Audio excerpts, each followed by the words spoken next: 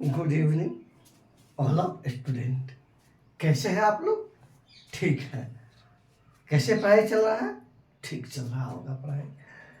तो कोई बात नहीं, जब आंखों में अरमान लिए, मंजिल को अपना मान लिए, तो मुश्किल का आसान क्या, जब ठान लिए तो ठान लिए। चाहे जो हो, एकदम धज्जियां उड़ा देना है करंट अफेयर्स का। तो आइए आपसे देखते हैं आज आपके महत्वपूर्ण सी मतलब करंट अफेयर्स आपके महत्वपूर्ण है। समझ गए? जितने भी चीज होंगे अच्छा से पढ़ेंगे। आइए देखेंगे ऑपरेशन गंगा। क्या देखेंगे? ऑपरेशन गंगा देखेंगे। ऑपरेशन गंगा।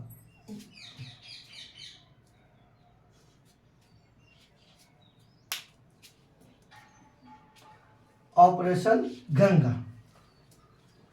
तो ये देखते हैं ऑपरेशन गंगा जो है ये भारत सरकार के द्वारा चलाया गया। किसके द्वारा? भारत सरकार के द्वारा ऑपरेशन गंगा चलाया गया था। इस ऑपरेशन का उद्देश्य कि जब रूस ने यूक्रेन पर आक्रमण किया था और यूक्रेन में जो फंस गया था भारतीय, उसी को सुरक्षित वापस लाने के उद्देश्य से भारत सरकार ने ऑपरेशन गंगा चलाया था। तो ये ऑपरेशन गंगा जो है, देखिए ये भारत सरकार चलाया था और रूस यूक्रेन युद्ध में, रूस यूक्रेन युद्ध में, रूस यूक्रेन युद्ध में फंसे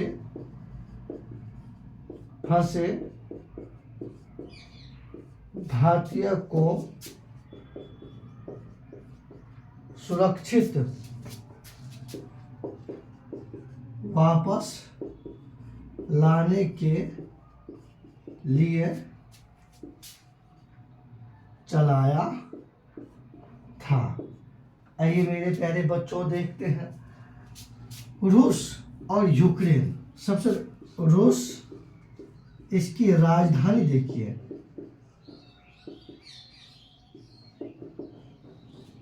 रूस की राजधानी मॉस्को है। रूस की राजधानी इसकी मॉस्को, रूस की राजधानी है। आइए यूक्रेन, यूक्रेन की राजधानी, यूक्रेन की राजधानी, यूक्रेन की राजधानी है आपको, यूक्रेन की राजधानी कीव। यूक्रेन की राजधानी कहाँ है? कीव है। तो ऑपरेशन गंगा भारत सरकार द्वारा चलाया गया था। रूस यूक्रेन युद्ध में फंसे भारतीयों को सुरक्षित वापस लाने के लिए चलाया था। रूस की राजधानी मॉस्को, यूक्रेन की राजधानी कीव है मेरे प्यारे बच्चों। अब आइए एक बात समझते हैं आप लोग से, एक स्टैटिक जीके की स्टैटिक जीके है कि जीके क्या है? विश्व में सबसे बड़ा मरुस्थल कौन है? तो सहारा है। तो विश्व में सबसे बड़ा मरुस्थल सहारा है और सहारा मरुस्थल कहाँ है? अफ्रीका महाद्वीप में स्थित है। तो आइए देखते हैं विश्व का सबसे बड़ा मरुस्थल, विश्व का सबसे बड़ा मरुस्थल सहारा है, जो अफ्रीका महाद्वीप में स्थित है। और अफ्रीका महाद्वीप विश्व का दूसरा सबसे बड़ा महाद्वीप है। अफ्रीका महाद्वीप जो है ये विश्व का दूसरा सबसे बड़ा महाद्वीप है। ये जो है ना विश्व का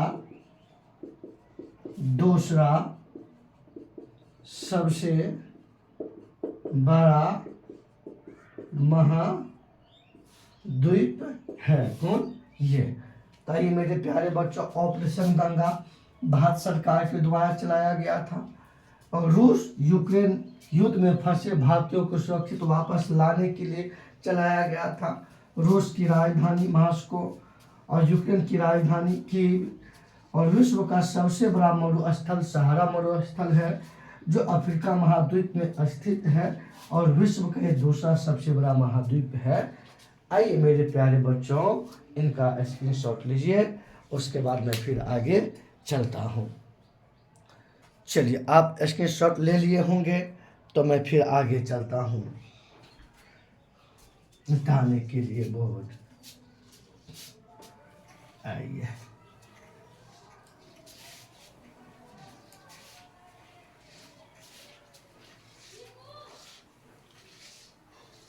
आइए देखते हैं अपना सब अब अगली कहानी। मेरे प्यारे बच्चों, नोबेल पुरस्कार 2023 में, तो देखते हैं किस, आइए थोड़ा सा नोबेल पुरस्कार पर कुछ जानते हैं, कुछ उसके बाद चलते हैं। आइए,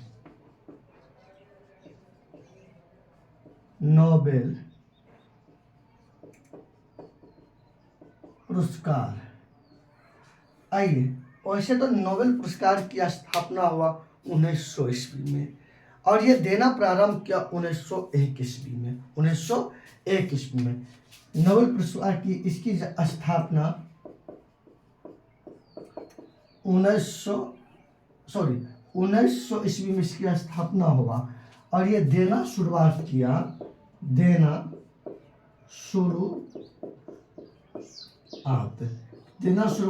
1901 ईस्वी में। तो मेरे प्यारे बच्चों, ये जो दिया जाता है नोबेल पुरस्कार, देखिएगा, साहित्य के क्षेत्र में, विज्ञान के क्षेत्र में, विज्ञान मतलब भौतिकी के क्षेत्र में, रसायन के क्षेत्र में, अर्थशास्त्र के क्षेत्र में और शांति के क्षेत्र में। तो ये किस किस क्षेत्र में नोबेल पुरस्कार दिया जाता है? देखिए, क्षेत्र ये जाता है शांति के क्षेत्र में, साहित्य के क्षेत्र में, भौतिकी के क्षेत्र में, रसायन गलती लिख दी थी, रसायन के क्षेत्र में, और उसके बाद हो गया अर्थशास्त्र के क्षेत्र में। देखिए, शांति के क्षेत्र में, साहित्य के क्षेत्र में, भौतिकी के क्षेत्र में, रसायन के क्षेत्र में, अर्थशास्त्र के क्षेत्र में एवं चिकित्सा के क्षेत्र में। इसमें चिकित्सा तो इस क्षेत्र में दिया जाता है। किसमें? शांति के क्षेत्र में, साहित्य के क्षेत्र में, भौतिकी के क्षेत्र में, रसायन के क्षेत्र में, अर्थशास्त्र के क्षेत्र में और चिकित्सा के क्षेत्र में। 1 2 3 4 5 6, मतलब टोटल कितने क्षेत्र हो गया? तो टोटल 6 क्षेत्र में प्रत्येक वर्ष नोबेल पुरस्कार दिया जाता है। नोबेल पुरस्कार दिया जाता है। मेरे प्यारे बच्चों, एक बात ध्यान से सुनिए। प्रारंभ में जब 1901 ईस्वी में शुरुआत हुए, तो 1901 ईस्वी में शुरुआत हुए तो प्रारंभ में अर्थशास्त्र में जो है ना, नोबेल पुरस्कार नहीं दिया जाता था। इसकी शुरुआत हुआ तो प्रारंभ में जो है, देखिए,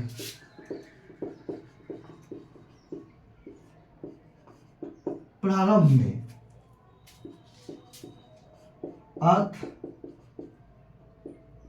अर्थशास्त्र में जो है ना, अर्थशास्त्र में नोबेल पुरस्कार नहीं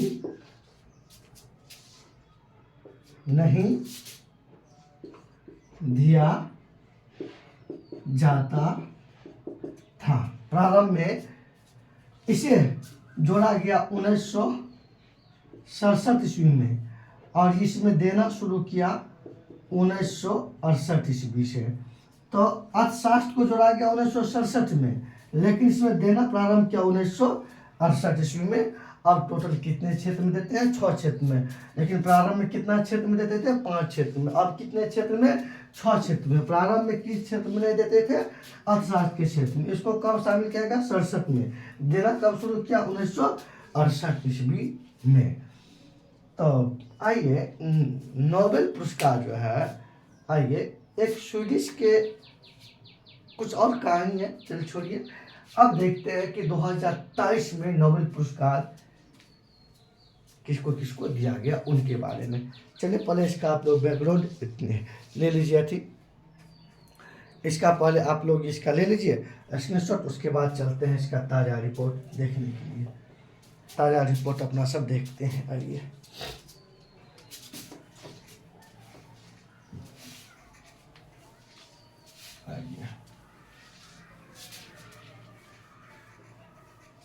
आइए ताज़ा रिपोर्ट देखते हैं अपना सब। ताज़ा रिपोर्ट देखते हैं, इस शांति के क्षेत्र में देखते हैं। शांति के क्षेत्र में 2023 में जो है ना नोबेल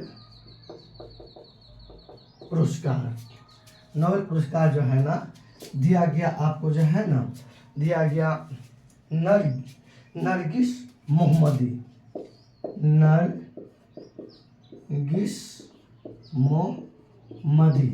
ये ईरान की है। कहाँ की है ये? ईरान की है। कहाँ की है ये? ईरान की है। कहाँ की? ये ईरान की है। कहाँ की? ये ईरान की है।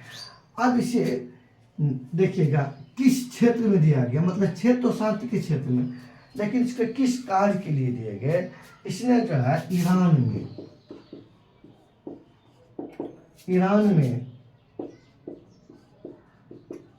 ईरान में महिलाओं के उत्पीड़न के खिलाफ, महिला के उत्पीड़न के खिलाफ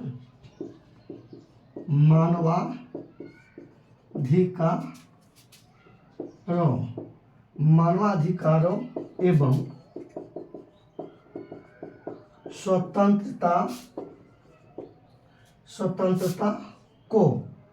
स्वतंत्रता को बढ़ावा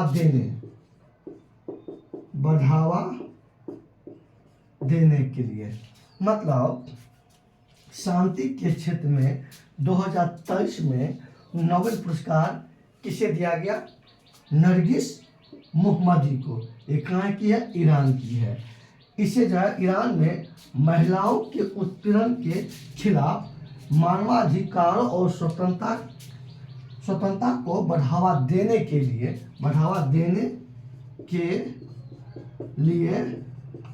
दिया गया है। ध्यान दिए ना। तो हम मेरे प्यारे बच्चों जिस प्रकार से आज लाए हैं शांति के क्षेत्र में, कल लाएंगे भौतिक के क्षेत्र में, मतलब एक एक करके लाएंगे ताकि आपको याद करने में भी आसान होंगे।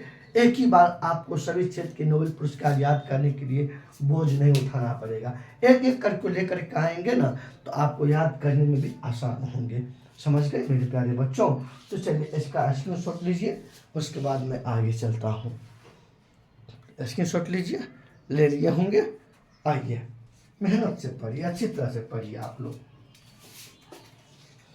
आइए आगे देखते हैं।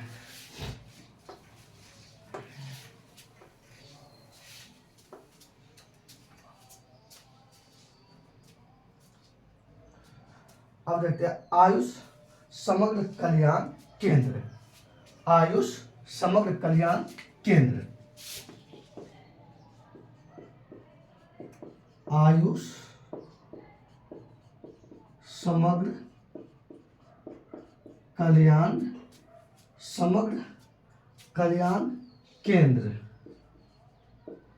अब मेरे प्यारे बच्चों ध्यान दीजिए, आयुष समग्र कल्याण केंद्र, इसका उद्घाटन देखिए। इसका उद्घाटन किया गया। इसका उद्घाटन जो है ना, इसका उद्घाटन किया गया सर्वोच्च न्यायालय के परिसर में, मतलब सर्वोच्च न्यायालय के क्षेत्र में, सर्वोच्च न्यायालय के परिसर में।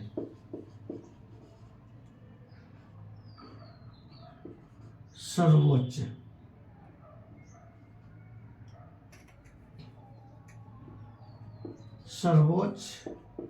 न्यायालय के परिसर में। अब आइए इसका मतलब कहेगा हाल ही में आयुष समग्र कल्याण केंद्र का उद्घाटन कहाँ किया गया?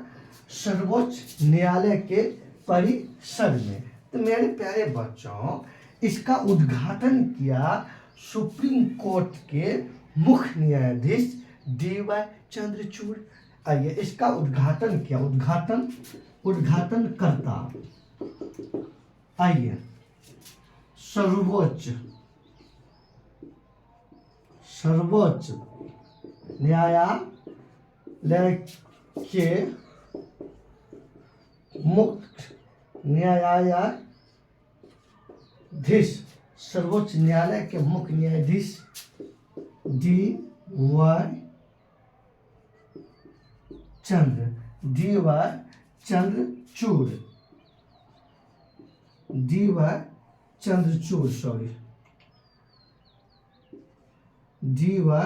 चंद्रचूड़।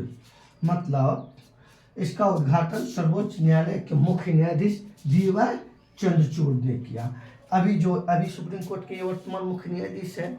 आप मेरे प्यारे बच्चों बचाइएगा, आप लोग से एक क्वेश्चन है कि DY चंद्रचूड़ सर्वोच्च न्यायालय के कितने न्यायाधीश है? तो आइए अब कुछ इसका, हमारे सर्वोच्च न्यायालय, इसी को सुप्रीम कोर्ट बोलते हैं। सर्वोच्च न्यायालय से देख रहे हैं, इन्हीं को बोलते हैं इंग्लिश में सुप्रीम कोर्ट बोलते हैं, या इन्हीं को उच्चतम न्यायालय भी कहते हैं, या इन्हीं का अलग नाम है उच्चतम न्यायालय, या सर्वोच्च न्यायालय को ही सुप्रीम कोर्ट कहते हैं, इन्हीं को कहते हैं उच्चतम न्यायालय। और इसकी ये कार्य किया, मतलब ये सर्वोच्च न्यायालय या उच्चतम न्यायालय या सुप्रीम कोर्ट, ये अपना कार्य करना मेरे बच्चों प्रारंभ किया 28 जनवरी 1950 ईस्वी को। ये कार्य प्रारंभ किया।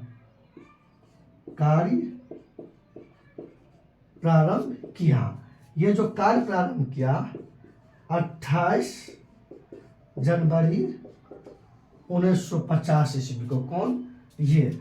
और ये प्रावधान लिया गया भारत शासन अधिनियम 1935 से। ये लिया गया भारत शासन अधिनियम 1935 से प्रावधान लिया गया। कौन? सर्वोच्च न्यायालय का प्रावधान भारत शासन अधिनियम 1935 से लिया गया। अभी देखिए मेरे प्यारे बच्चों, सर्वोच्च न्यायालय में वर्तमान में कुल न्यायाधीशों की संख्या 34 है। कुल न्यायाधीश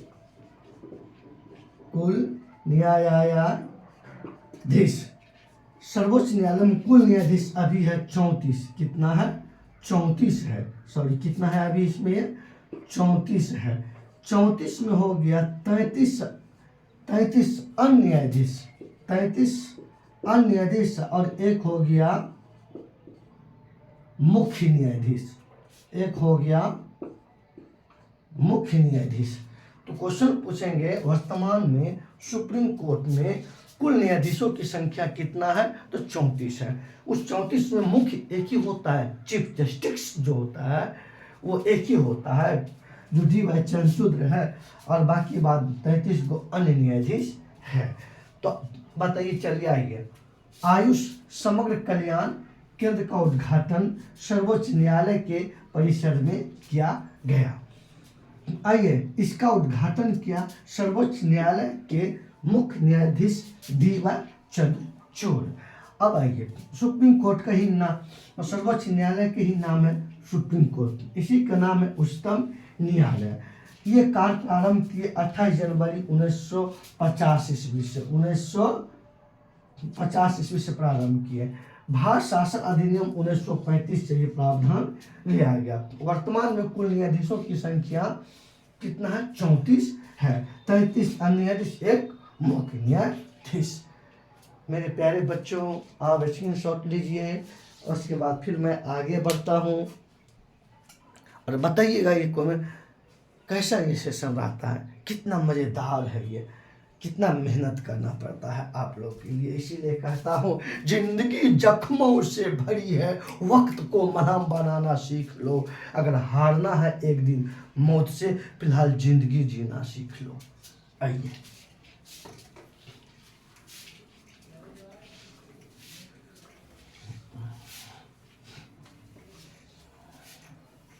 आइए अब आगे देखते हैं अपना सब फुली डिटेल स्टैटिक जीके के साथ आपका जो है ना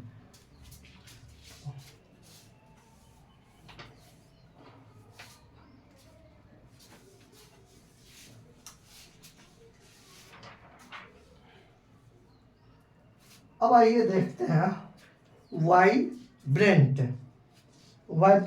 गुजरात ग्लोबल इन्वेस्टर समिट। आइए पहले इसको लिखते हैं, उसके बाद देखते हैं अपना सब, उसके बाद देखते हैं वाइब्रेंट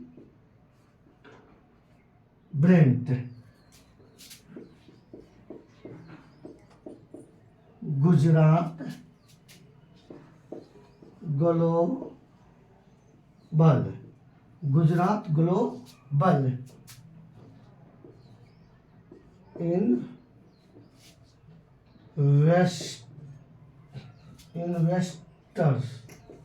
इन्वेस्टर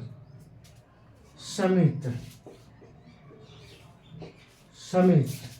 आइए, vibrant Gujarat global investor summit.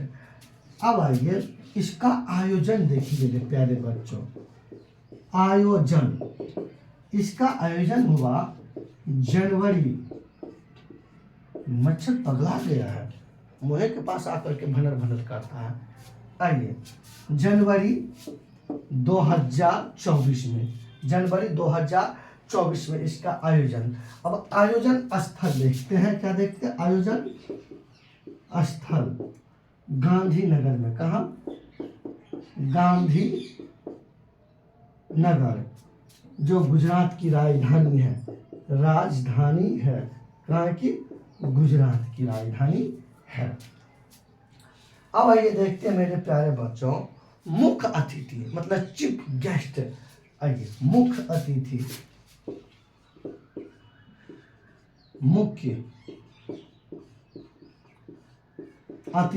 मतलब चीफ गेस्ट आए थे यूएई के राष्ट्रपति, यूएई के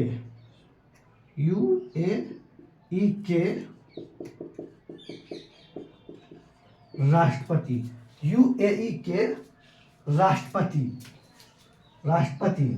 तो यूएई के राष्ट्रपति शेख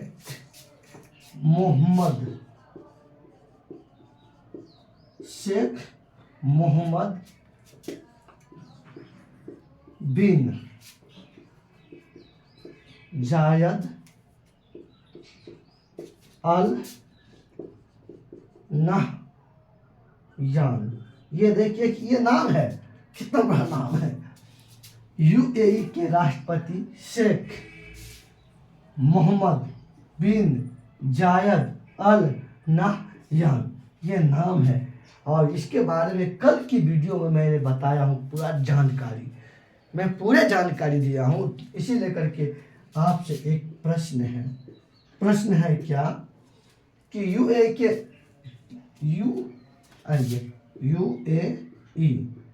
इसका राजधानी मैं बता चुका हूँ। राजधानी कहाँ? हमारे कमेंट में आंसर दीजिए। कमेंट में। और दूसरा इसका मुद्रा करेंसी क्या है, वो दोनों आप, ये दो प्रश्न आपके लिए है। यूएई के राजधानी कहाँ, इसके मुद्रा कहाँ है, और ये मैं कल के वीडियो में बता चुका हूँ, लिखा चुका हूँ। और आज का वीडियो में आपका दायित्व बनता है कि पढ़ाई हुए चीज़ को अगर टीचर पूछते हैं तो उनकी जवाब दीजिए, ठीक है। चलिए आइए, vibrant Gujarat global investor summit, इसका आयोजन हुआ जनवरी 2024 में। आयोजन स्थल गांधी नगर, कहाँ की राजधानी है, ये गुजरात की राजधानी है। मुख्य अतिथि यूएई के राष्ट्रपति शेख मोहम्मद बिन जायद अल नहयान। अब आइए एक बात और लिखते हैं, पहले स्क्रीनशॉट लीजिए, उसके बाद अपना सब आगे चलते हैं। स्क्रीनशॉट ले लीजिए। अब आप लोग स्क्रीनशॉट ले लिए होंगे, तो आइए आगे चलते हैं।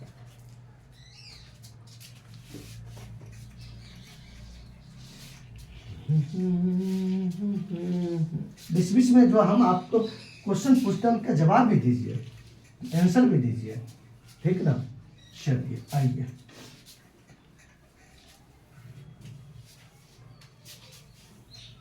आइए आगे देखते हैं अपना सब। राम वन अनार दाना, आइए,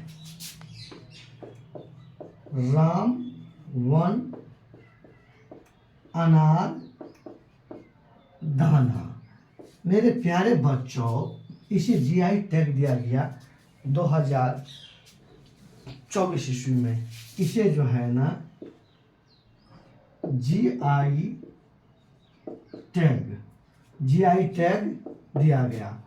इसे जीआई टैग दिया गया जनवरी 2024 ईस्वी में। आइए, ये आपको जम्मू कश्मीर के हैं, कहाँ के हैं ये, जम्मू कश्मीर के हैं, जम्मू एंड कश्मीर के हैं। और जीआई टैग का इसका वैलिडिटी होता है 10 वर्ष। कितने वर्ष होता है, जीआई टैग का मान्य कितने वर्ष होता है, 10 वर्ष होता है, 10 वर्ष होता है। मेरे प्यारे बच्चों, 31 अक्टूबर 2019 ईस्वी से पहले जम्मू कश्मीर भारत का राज थे। क्या थे, भारत का राज। फिर समझिए, 31 अक्टूबर 2019 ईस्वी से पहले जम्मू कश्मीर एक राज्य थे। लेकिन जम्मू कश्मीर पुनर्गठन अधिनियम 2019 के तहत जम्मू कश्मीर से धारा 370 को समाप्त करते हुए और जम्मू कश्मीर को राज्य की दायरा समाप्त करके 2 भागों में बांट करके केंद्र शासित प्रदेश बना दिया गया। तो अब आइए, तो आया था जम्मू कश्मीर पुनर्गठन अधिनियम 2019। तो जम्मू कश्मीर पुनर्गठन अधिनियम 2019, इसके तहत क्या हुआ कि जम्मू कश्मीर को 2 भागों में बांट करके, एक भाग का नाम रख गया जम्मू एंड कश्मीर और दूसरा का नाम रखा गया लद्दाख। क्या रखा गया, लद्दाख। इसकी राजधानी श्रीनगर और इसकी राजधानी लेह। आइए लद्दाख, अच्छा से लिख देते हैं लद्दाख।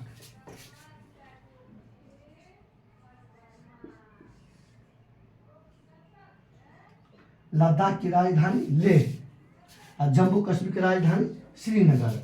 अब ये दोनों क्या है, केंद्र शासित प्रदेश है। ये दोनों क्या है, केंद्र शासित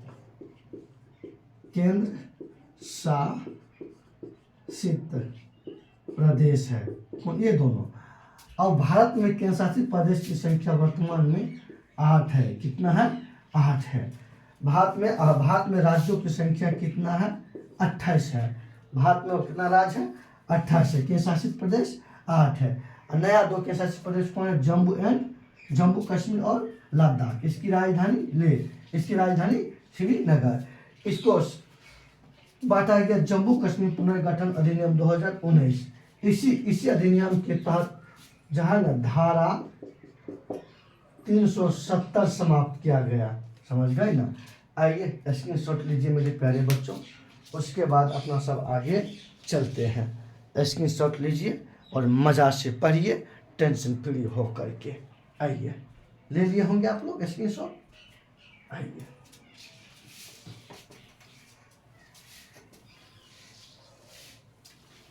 फुली डिटेल, ऐसा डिटेल आप यूट्यूब पे नहीं देखे होंगे जितना आप लिखने में मेहनत कर रहा हूँ। ये मेरा दावा है, ये चैलेंज है। बस फर्क कितना है, उनके पास में डिजिटल बोर्ड है, हमारे पास में ब्लैक बोर्ड। उस पर कम मेहनत है, इस पर ज़्यादा मेहनत है। समझ गए ना। उस पर मेहनत ना है, आया है पढ़ दिया गया गया, तो दिमागों में वैसा ही ज्ञान होता है ना। कहते जितना लिखेंगे घसेंगे उतना माइंड बढ़ेंगे। आइए आगे चलते हैं अपना सब। भारत ऊर्जा स्वतंत्र आत्मनिर्भर, मतलब भारत का रहा है, भारत ने क्या 2047 ईस्वी तक हम ऊर्जा का आत्मनिर्भर कंट्री बन जाएंगे और हमें दूसरा पर निर्भर नहीं रहना होगा। तो भारत ऊर्जा में आत्मनिर्भर बनने की लक्ष्य कब है? तो 2047 है। लिखिए, भारत को ऊर्जा स्वतंत्र या आत्मनिर्भर, स्वतंत्र या आत्मनिर्भर बनने का लक्ष्य, बनने का मकसद तो लगता है लक्ष्य 2047 ईस्वी है। ये भारत का। अच्छा आप लोग बताइएगा, मैं पिछले वीडियो में बता चुका हूँ, भारत का लक्ष्य जो है किस वर्ष तक भारत कार्बन की उत्पादन को शून्य कर देगा, मतलब कार्बन उत्पादन से मुक्त हो जाएंगे। मैं पिछले वीडियो में बता चुका हूँ, तो इसलिए करके आप जरूर जवाब दीजिएगा, पढ़े हुई चीज़ को जवाब दीजिए, कॉपी रिवाइज करके आइए। आज जैसे बोले थे सर लिखे तो हैं पर कॉपी के रिवाइज नहीं किए हैं, ऐसा मेरे बच्चों मत करो। आगे एग्ज़ाम है, बहुत सारा पेपर है, अंठाओगे तुम्हारी पढ़ाई कमज़ोर हो जाएगा। सब कुछ को बैलेंस करके चलना पड़ेगा। किसी एक विषय को लेकर पढ़ने से आपको रिजल्ट नहीं होगा। हर एक चीज़ पर आपको math, reasoning, GK, GS, current सभी को आपको कमांड करना पड़ेगा। चलिए आइए, वैसे यूं ही ऊपर में सफलता नहीं मिलता है, उसके लिए बड़ी काफ़ी जीत और मेहनत करना पड़ता है। तो आइए आगे देखते हैं, वर्तमान में नीति आयोग के सीईओ कौन है? आइए, नीति आयोग, सबसे पहले नीति आयोग की स्थापना 1 जनवरी 2015 ईस्वी को। मेरे प्यारे बच्चों, ये भी मैं पिछले वीडियो में बता चुका हूँ कि नीति आयोग की स्थापना कब हुआ, नीति आयोग की फुल फॉर्म क्या है, ये भी मैंने बता चुका हूँ। तो अगर आप पढ़े होंगे तो इसी को लिखते हैं, नीति को सुनिए, NITI, ये होता है नीति। अगर आप लोग जाने होंगे तो हम बताए हुए हैं, तो इसके फुल फॉर्म क्या होते हैं हमारे कमेंट सेक्शन में आंसर में जरूर दीजिएगा। मैंने बता चुका हूँ, बार बार क्यों, जो चीज़ की जरूरत है वो आइए। अब देखते हैं इनकी सीईओ कौन है वर्तमान में। सीईओ, इसका सीईओ है BVR सुब्रमण्यम। आइए, इसका सीईओ है BVR सुब्रमण्यम,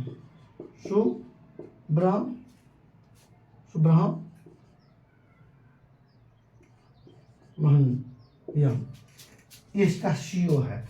आज इसका उपाध्यक्ष, इसका किसका, नीति आयोग का, इसका उपाध्यक्ष वर्तमान में है डॉक्टर सुमन के बेरी, डॉक्टर सुमन के बेरी, सुमन के बेरी। और इसका अध्यक्ष कौन, मेरे प्यारे बच्चों, अगर आप नीति आयोग के अध्यक्ष के बारे में नहीं बताइएगा तो आज से वो पढ़ना छोड़ दीजिएगा, जो कि मैं बता भी चुका हूं। तो वर्तमान में नीति आयोग के अध्यक्ष कौन है, देखते हैं किसका पहला जवाब आता है और देखते हैं कौन जवाब देते हैं। आप अगर कम से कम नीति आयोग के अध्यक्ष कौन है, अगर कम से कम ये जिसने लिख करके कमेंट में भेजे हैं तो समझ जाएंगे को जरूर पढ़ता है और जरूर आगे वो कुछ करेंगे, नहीं तो कुछ उससे कोई एग्जाम निकलने वाला भी नहीं होंगे। कम से कम इसका भी आप नहीं बता पाइएगा। तो चलिए आइए, भारत ऊर्जा स्वतंत्र या आत्मनिर्भर बनने का लक्ष्य 2047 रखा है। नीति आयोग इसकी स्थापना 1 जनवरी 2015। मैं बता चुका हूँ नीति आयोग के पुराना नाम क्या है मेरे बच्चों, मैं बता चुका हूँ। आइए, इसका सीईओ BVR सुब्रमण्यम है और इसका उपाध्यक्ष डॉक्टर सुमन के बेरी है। अध्यक्ष कौन है ये खुद आप दीजिएगा आंसर। चलिए इसके बाद अपना स्क्रीनशॉट लीजिए, फिर मैं आगे चलता हूँ। स्क्रीनशॉट लीजिए, फिर मैं आगे चलता हूँ। आप ले लिए होंगे स्क्रीनशॉट, तो आइए आगे चलते हैं अपना सब। आइए,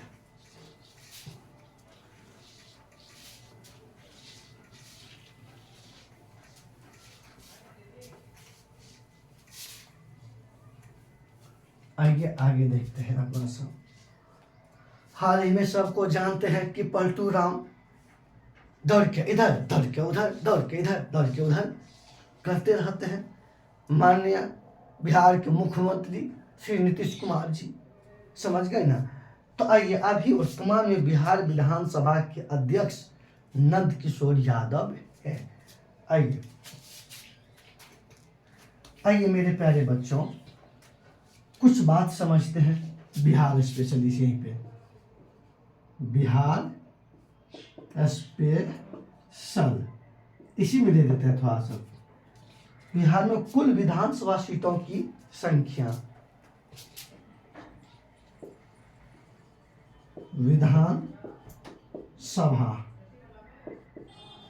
सीटों की संख्या, तो ऊपर में देख लीजिएगा, खोल के देख लीजिएगा क्या लिखा हुआ बिहार, तो बिहार के बारे में कुछ दे रहे हैं। इतना भी समझ में नहीं आता है आप लोग को, क्या पढ़िएगा। मुझे दुख होता है आप लोग का हालत देख करके। आइए, विधानसभा सीटों की संख्या बिहार में 243 है। कितना है? 243 है। आइए, विधान परिषद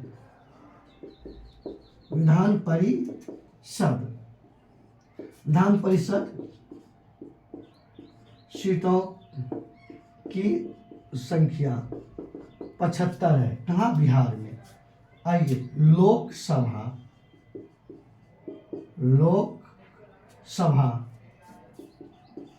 सीटों की संख्या बिहार में 40 है। कितना है? 40 है। आइए, राज्यसभा सीटों की संख्या 16 है। ये 4 लाइन जो है ना, हम आपके लिए भी आई मार देते हैं, ये रामबाण साबित होंगे बिहार के किसी भी एग्जाम के लिए। आइए मेरे प्यारे बच्चों, देखते हैं विधानसभा सीटों की संख्या बिहार में 243, विधान परिषद सीटों की संख्या 75, लोकसभा सीटों की संख्या 40। उसके बाद आइए देखते हैं अपना सब राज्यसभा सीटों की संख्या कितना है? 16 है। उसके बाद आइए अपना सब आगे चलते हैं। स्क्रीनशॉट लीजिए, उसके बाद मैं आगे चलता हूँ। स्क्रीनशॉट ले लिए होंगे, तो आइए अब आगे चलते हैं अपना सब।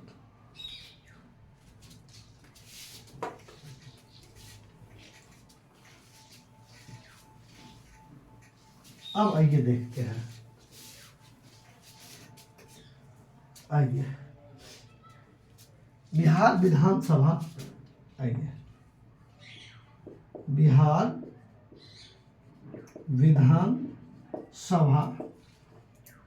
विधानसभा के अध्यक्ष नंद किशोर यादव है। नंद किशोर यादव है। कौन है? नंद किशोर यादव है। एक बात मेरे प्यारे बच्चों समझिए, चाहे विधानसभा के अध्यक्ष हो या लोकसभा के अध्यक्ष हो, चाहे विधानसभा का अध्यक्ष हो या लोकसभा के अध्यक्ष हो, वह अध्यक्ष के रूप में शपथ नहीं लेता है। आइए अपना सब समझते हैं, फिर से यहाँ ध्यान से समझते हैं कि आइए विधानसभा अध्यक्ष, विधानसभा एवं लोकसभा के अध्यक्ष के रूप में शपथ नहीं लेता है। आइए अब आगे चलते हैं अपना सब। आइए हाल ही में देखिएगा, पलटू राम, नीतीश का नाम रख दिए पलटू राम, पलट के उधर। ये सब बिहार में क्या विकास होने देगा, कपाल। आइए आगे देखते हैं। अभी माननीय बिहार के मुख्यमंत्री नीतीश कुमार ने बापू टावर का उद्घाटन किया। बापू टावर, आइए बापू टावर, इसका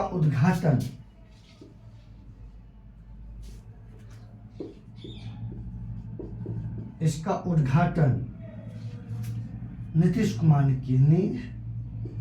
की। किसने किया? नीतीश कुमार ने किया उद्घाटन। अब ये बापू टावर जो है, ये बापू टावर कहाँ स्थित है? ये बापू टावर कहाँ स्थित है? तो ये आपको स्थित है पटना के गर्दनी बाग में। पटना के गर्दनी बाग में। कहाँ? पटना के गर्दनी बाग में स्थित है। और पटना का संस्थापक शेरशाह सूरी को माना जाता है। शेरशाह सूरी को माना जाता है। तो ध्यान दीजिए, बिहार विधानसभा के अध्यक्ष वर्तमान में कौन बने? नंद किशोर यादव। जहाँ विधानसभा और लोकसभा के अध्यक्ष रूप में शपथ नहीं लेता है। बापू टावर हाल ही में इसका जो है ना, माननीय मुख्यमंत्री नीतीश कुमार ने इसका उद्घाटन किए। और ये कहाँ स्थित है? पटना के गर्दनी बाग में स्थित है।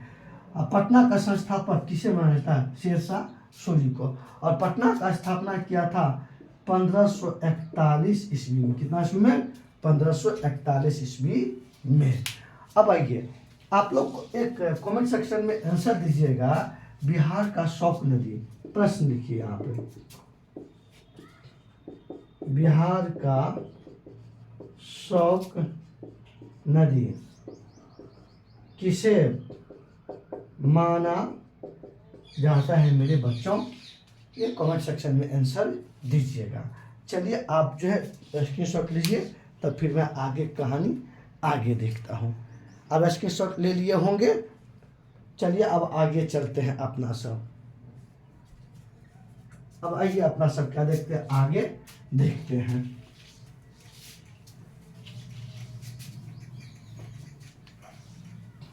आइए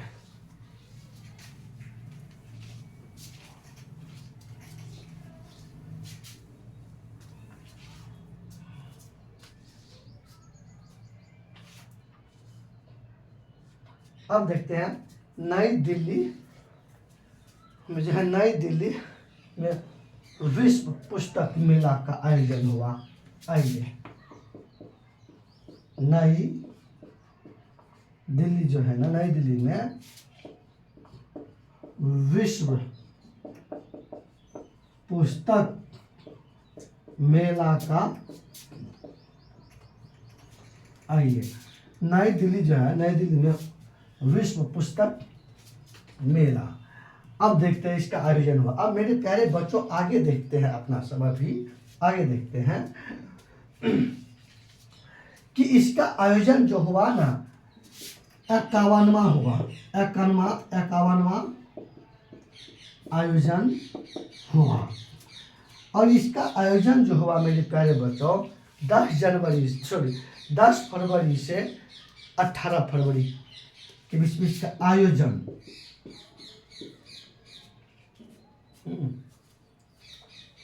हाँ जी, लाइट आने दीजिए ना, लाइट बंद हो जाता है ना, इधर से बैठ जाइए आराम से। अब ध्यान दीजिए, इसका आयोजन जो हुआ 10 फरवरी से 18 फरवरी के बीच में 2024 में हुआ। आयोजन स्थल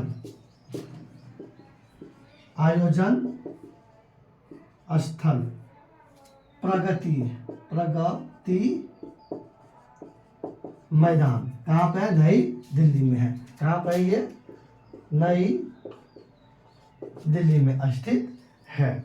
अब आइए मेरे प्यारे बच्चों ध्यान दीजिए, कहेगा हाल ही में विश्व पुस्तक मेला का आयोजन कहाँ हुआ, नई दिल्ली के प्रगति मैदान में। इसका कैमा आयोजन हुआ, 51वां हुआ। और कब से, 10 फरवरी से 18 फरवरी के बीच में हुआ।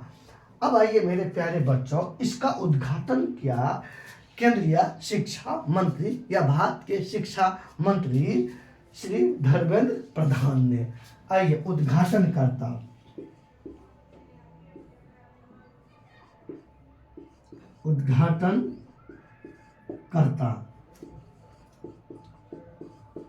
केंद्रीय शिक्षा मंत्री श्री धर्मेंद्र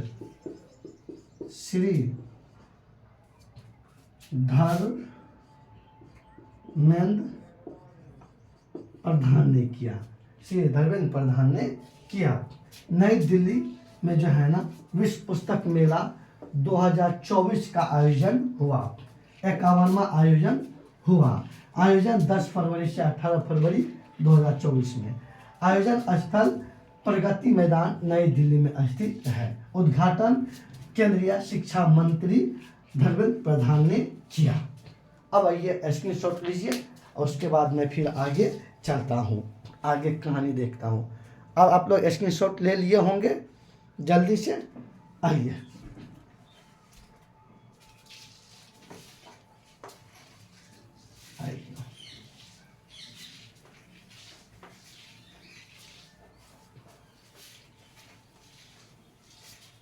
आइए देखते हैं अपना सब। योद्धा अभ्यास वायु शक्ति, योद्धा अभ्यास वायु शक्ति। आइए 2024। मेरे प्यारे बच्चों, यह जो है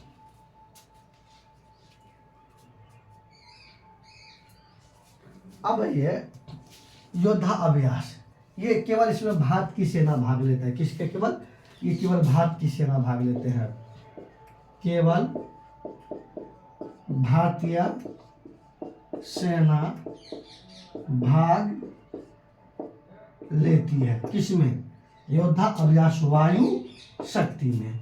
आइए मेरे प्यारे बच्चों, 2024 ईस्वी में इसका आयोजन हुआ राजस्थान के जैसलमेर में। राजस्थान के जैसलमेर में कहाँ हुआ? राजस्थान के जैसलमेर में इसका आयोजन हुआ। अब आइए मेरे प्यारे बच्चों, ध्यान देते हैं। इस बार इसका थीम विषय, इसका थीम है आकाश से बिजली का प्रहार। आकाश से बिजली का प्रहार, ये थीम है, ये विषय है। अब ये तो वैसे होता है 3-3 वर्ष के अंतराल पर। ये 3-3 वर्ष के अंतराल पर आयोजन होता है, लेकिन इस बार जो हुआ है ये आयोजन 5 वर्ष के अंतराल पे हुआ। बीच में रूस यूक्रेन युद्ध जो हो गया ना, उनके लेकर के इसके आयोजन नहीं हो सका। तो इस बार जो है, इस बार रूस यूक्रेन युद्ध के कारण 5 वर्ष के अंतराल पर आयोजन हुआ। कितने वर्ष के अंतराल पर? 5 वर्ष के अंतराल पर हुआ। आइए मेरे प्यारे बच्चों, ध्यान से देखते हैं। योद्धा अभ्यास वायु शक्ति 2024 केवल भारतीय सेना भाग लेती है। आयोजन राजस्थान के जैसलमेर में हुआ। थीम आकाश से बिजली का प्रहार करना। यह 3 वर्ष के अंतराल पर आयोजन होता है, लेकिन इस बार रूस यूक्रेन युद्ध के कारण इसका आयोजन नहीं हो सका। इसी लेकर के 5 वर्ष हो गया, 5 वर्ष के अंतराल पर इस बार आयोजन हुआ। वैसे होना कितना वर्ष के अंतराल पर? 3-3 वर्ष के अंतराल पर है। लीजिए स्क्रीनशॉट, फिर आगे की बात करते हैं अपना सब। अब आप लोग स्क्रीनशॉट ले लिए होंगे। अब आइए सुनते हैं अपना सब। आज का सेशन मेरे प्यारे बच्चों यही समाप्त करेंगे, ठीक? और आप लोग मन से पढ़िए, अच्छा से पढ़िए, टेंशन मुक्त होकर के, समझ गए ना? और बहुत मेहनत करना पड़ता है। आप लोग लाइक कम से कम दबाइए, कमेंट करिए, दोस्तों को ग्रुप में भेज दीजिए, दोस्त को भी सब्सक्राइब करिए। जो प्रश्न पढ़ाए हुए प्रश्न पूछते हैं, अगर वो जवाब आता है ना तो दिल खुश हो जाता है। आज सोचिए कितना अच्छा वीडियो, आज का मज़ेदार वीडियो बनाया हूँ, और इतने भी महत्वपूर्ण प्रश्न मैंने कलेक्ट करके लाया हूँ कि काफ़ी हिट होने वाला है। तो चलिए आप लोग सब आदमी लाइक का बटन दबाइएगा, दोस्त उसके ग्रुप में भेज दीजिएगा। और प्रश्न जो पढ़ाए हुए पूछते हैं मेरे बच्चों, हमारे साथ आप कहते चलिएगा ना, तो फिर आपकी बोझ नहीं होगा, समझ गए ना? चलिए, जय हिंद, जय भारत।